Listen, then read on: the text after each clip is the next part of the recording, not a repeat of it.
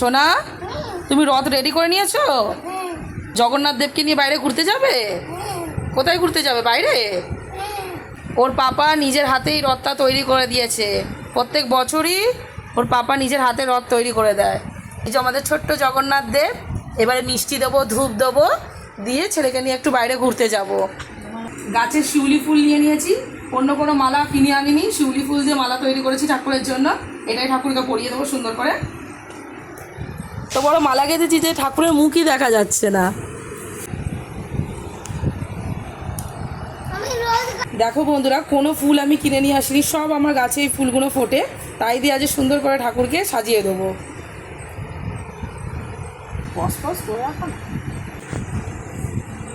জয় জগন্নাথ। সম করো ঠাকুরকে।